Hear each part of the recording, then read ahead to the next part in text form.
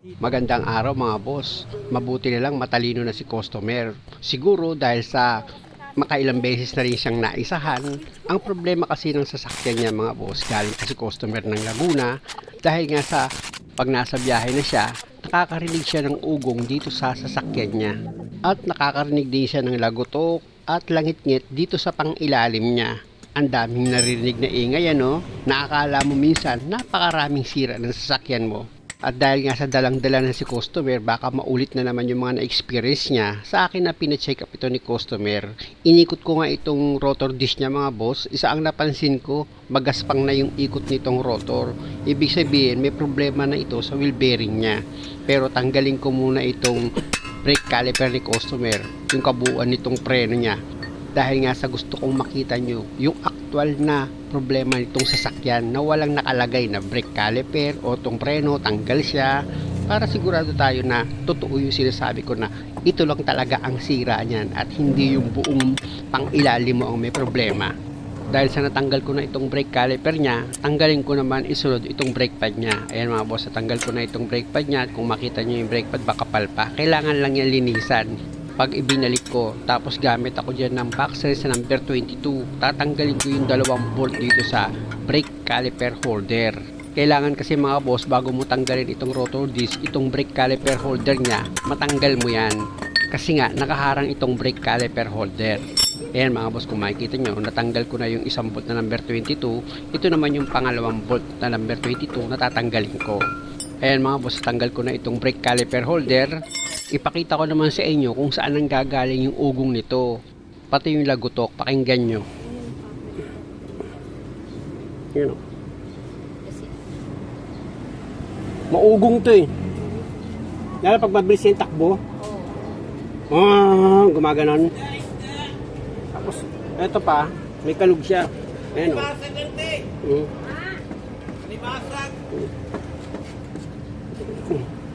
Ayan.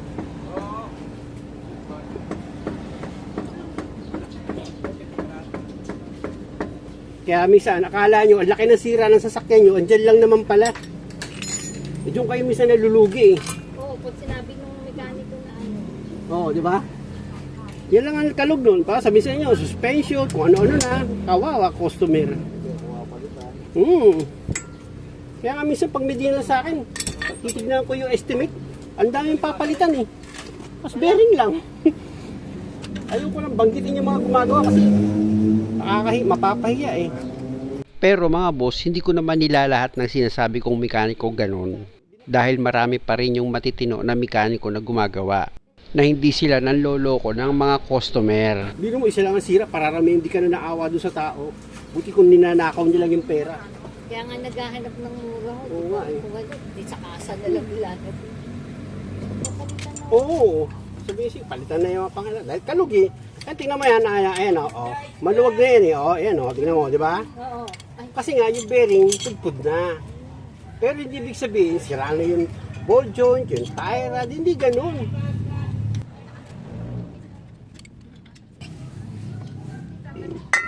Yung magutok lang eh. Oo, ayan o. Ayan lang ang sira. Bearing. Yan ang dapat papalitan.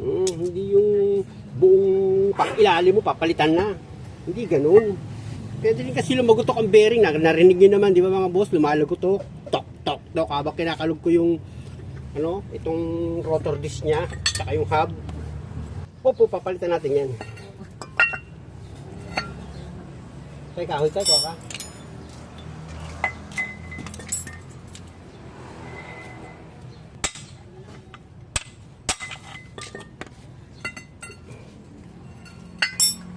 Kalog na rin yung bearing, malaki na yung niya ayan ayan, maluwag na yan.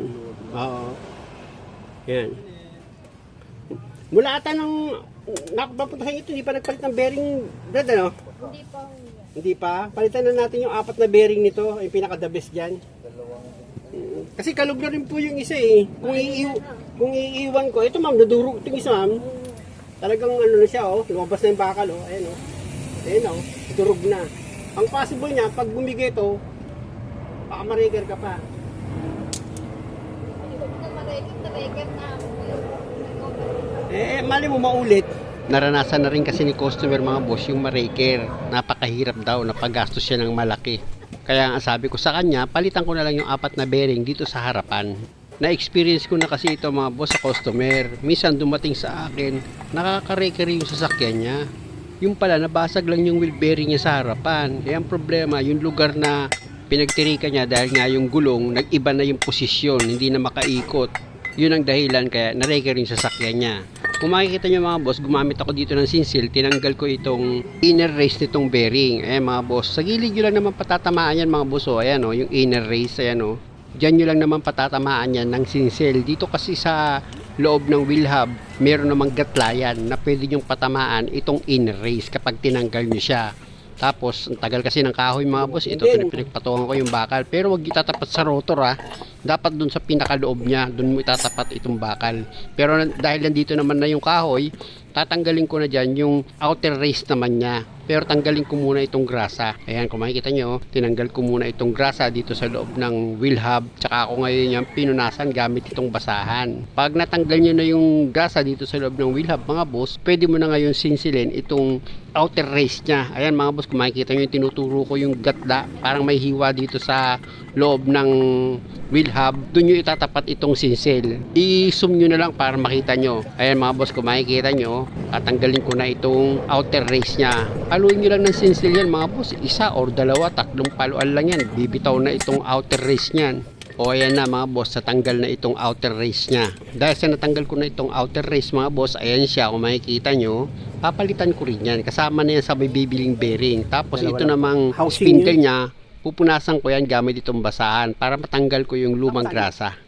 After ko mapunasan itong spindle, ito namang oil seal mga boss, bago ko ikabit yan, tanggalin nyo muna yung grasang kumapit dito sa oil seal. At syempre naman mga boss, bago ko ilagay itong inner race, punasan ko muna ulit yan ng basahan para kahit papano naman presentable kay customer na malinis itong wheel hub niya bago ko ilagay itong mga bearing. Dahil sa malinis na yan mga boss, ito na ngayon yung bagong bili ni customer na wheel bearing. Ayan na mga boss, unahin kong ilagay dito yung inner race niya.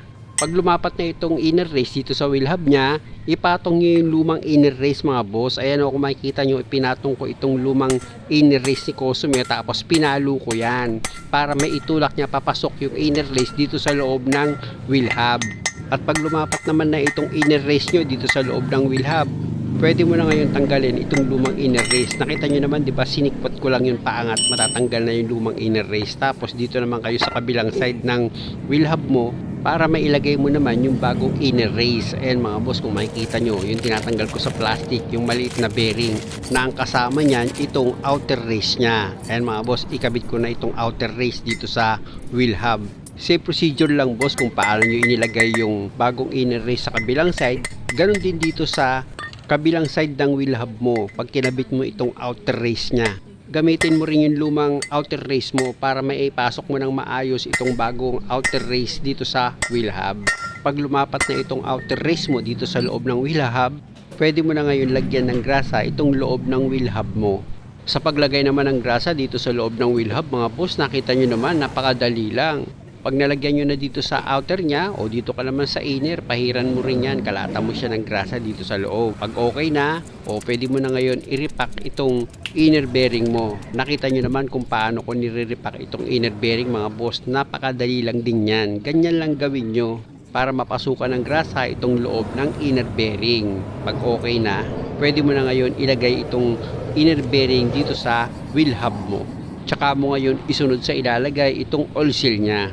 Sa paglagay naman nitong oil seal mga boss, nakita nyo naman, di ba? Napakadali lang yan. Pag lumapat na itong oil seal, pahiram mo ng basahan para malinis naman yan, siyempre. Pag okay na, pwede mo na ngayon itusok itong rotor disc mo dito sa spindle nya. Ayan mga boss, kung makikita nyo, inilagay ko na itong wheel hub bearing assembly ni customer. Kasama nga dyan yung rotor dito sa spindle. At ito naman yung outer bearing, kung makikita nyo, inire-repack ko na rin yan para pasukan ng grasa itong loob ng outer bearing ni customer. At dahil sa mahaba itong video mga boss, dahil hahanapin ko pa yung langit-ngit yan kung saan nanggagaling, abangan nyo sa part 2. Maraming salamat, at kung maaari, huwag nyo naman sanang kalimutang mag-subscribe sa channel ko. Maraming salamat ulit.